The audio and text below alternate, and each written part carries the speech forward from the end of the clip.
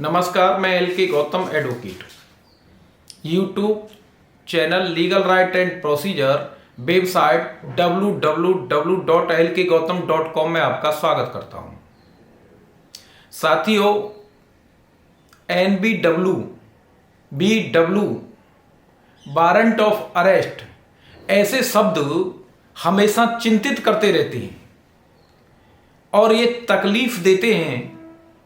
कई बार लोगों की जानकारी के बिना भी ऐसे आदेश हो जाते हैं और उन्हें जेल जाना पड़ता है। इस संबंध में मैं कानूनी प्रावधान आपके सामने रख रहा हूं।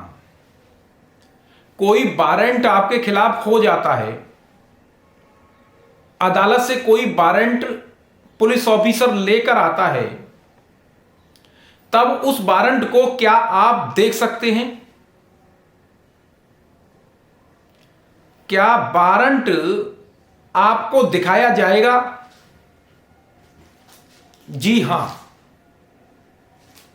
इस संबंध में CRPC की धारा 75 यह कहती है कि कोई पुलिस ऑफिसर या कोई व्यक्ति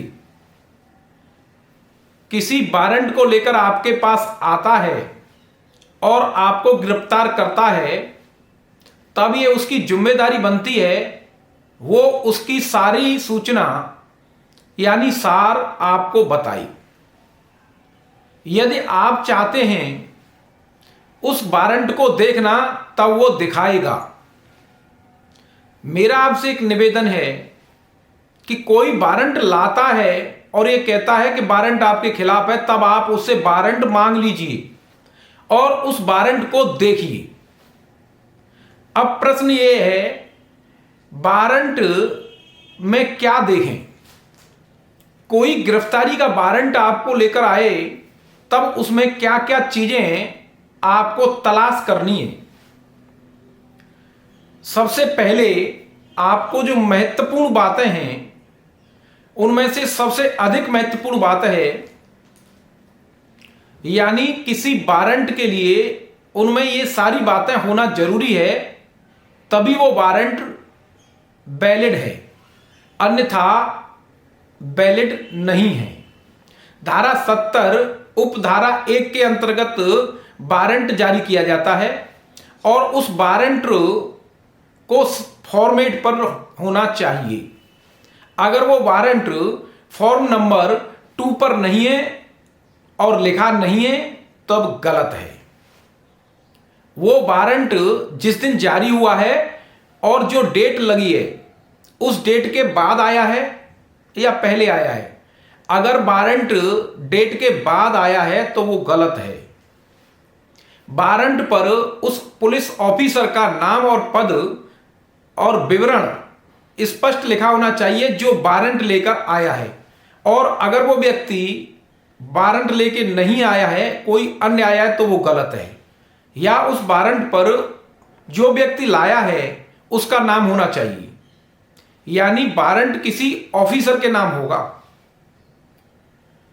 वारंट पर आपका नाम, पता, आपकी बल्दियत और अपराध का विवरण पूरा लिखा है या नहीं लिखा है। वारंट पर अधिकारी के हस्ताक्षर हैं या नहीं है और वारंट पर सील लगी है या नहीं। ये बातें आपको उस वारंट में देखनी है। अगर इन बातों को आप नहीं पाते हैं, तब ये समझिए वो वारंट अवैध है। आप उस पर आपत्ति कर सकते हैं। आगे प्रश्न के माध्यम से मैं उसके पीरियड को रखना चाहता हूं। वारंट कितनी अवधि के लिए होगा? कई बार लोग समझते नहीं हैं और पुलिस ऑफिसर भी वारंट को लंबा चलाते रहते हैं। अदालत में तारीख निकल जाती है, लेकिन वारंट थाने पर रहता है और उसको लेकर आपके पास आते रहते हैं। धारा 70 उपधारा 2 CRPC, कोई वारंट, उसकी 2 स्थितियां हैं। या तो वारंट एग्जीक्यूट हो जाएगा या कैंसिल हो जाएगा।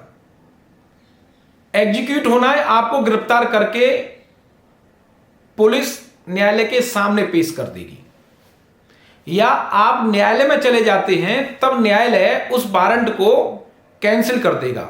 इन दो स्थितियों के अलावा कोई तीसरी स्थिति नहीं है। यहां खास बात ध्यान देने की है, अगर वारंट आपने कैंसिल न्यायालय से करा दिया है तब रोबकार आप थाने भिजवा दें। कई बार ऐसा देखा गया है कि वारंट कैंसिल करा दिया लेकिन वारंट थाने पहुंच गया था और पुलिस ने आपको पकड़ करके अदालत में पेश किया और उस दिन छुट्टी थी, आप जेल चले जाएंगे। इसलिए वारंट वापसी का रोबकार भी आपको भिजवा देना चाहिए। अब हम आपके सामने वारंट और समन में अंतर को रखेंगे।